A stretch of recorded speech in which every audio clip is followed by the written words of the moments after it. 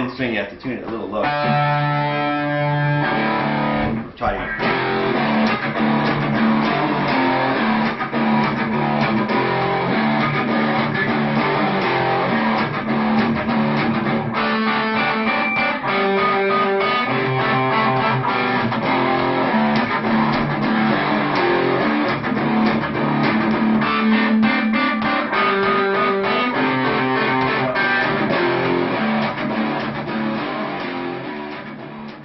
Really is really, you know, when people talk about chemistry in a band, it's an easy word to say, or magic. They say, oh, it's, you know, magic in the band. It's kind of easy to say that, but that's actually what happens. You get in, and someone will start a riff or a rhythm or a couple of chords or whatever, and people join in, and it really is a jam. And it's a way of finding out if we're enjoying playing it. We'd record it usually only once, sometimes twice if we didn't get it quite right, but it's very, very fresh. And in fact, a lot of the times a little too fresh, because Michael says, okay, that's good, and we're going, no, we'd like to do it again. He says, no, that's the one. But you know. And so it's really capturing a moment of creativity. That spontaneous feeling is very difficult to capture in a studio. On stage it's easy because, you know, you're in the moment, but in a studio you don't have the audience, you don't have that same adrenaline. But the adrenaline, I think, comes from the fear of, you know, this is the only time we're going to play it, so we better get it right. When I first worked with them, this thought was in my mind, God, what's going to happen? You know, because I didn't see a great deal of preparation.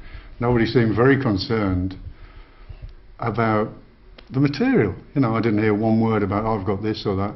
Everyone went in, Pacey goes, bap, and off. That's it. Bap. And the whole thing started. And it was an amazing thing for me to see. I remember coming into the band though, and in '69, and first rehearsal, they started playing a song that I didn't know. And I'm looking over John Lord's left hand to see what key they're in, you know, and looking at Richie to see what. And then I realised they didn't know the song either. In fact, it wasn't a song. It was just a jam. And I suddenly realised that I was working with musicians that could just make things up on the spot. More like jazz, really, than rock or pop. And that was a real learning exercise. So I do recognise that fact that songs just come out of thin air. They come out of the musicianship and the chemistry that works between the band.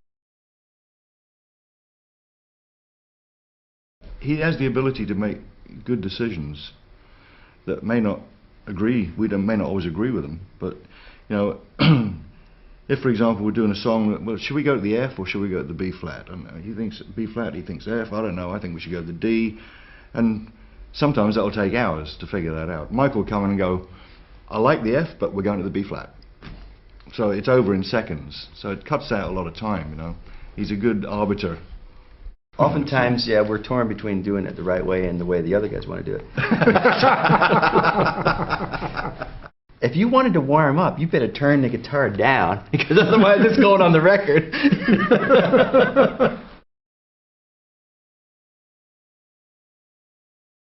The 3-minute single, I mean, we're not a pop band, you know. In fact, it's pretty difficult for us to get played on any radio station anyway, so why bother? We might as well do what we do. And I'm sure they're going to edit it anyway if they want to play it on the radio, which is probably unlikely. We're an underground band. This band was born with a spirit of music, foremost. It was never a band that was fashionable or trendy. They didn't have videos, they didn't have MTV back in the 60s and 70s. This band was really a live band, and being a live band, there's a certain natural flow to the music, and it's the same now as it always was. I mean, I think, speaking personally, I probably get more of a kick out of what I do now than I did then, because I appreciate it more.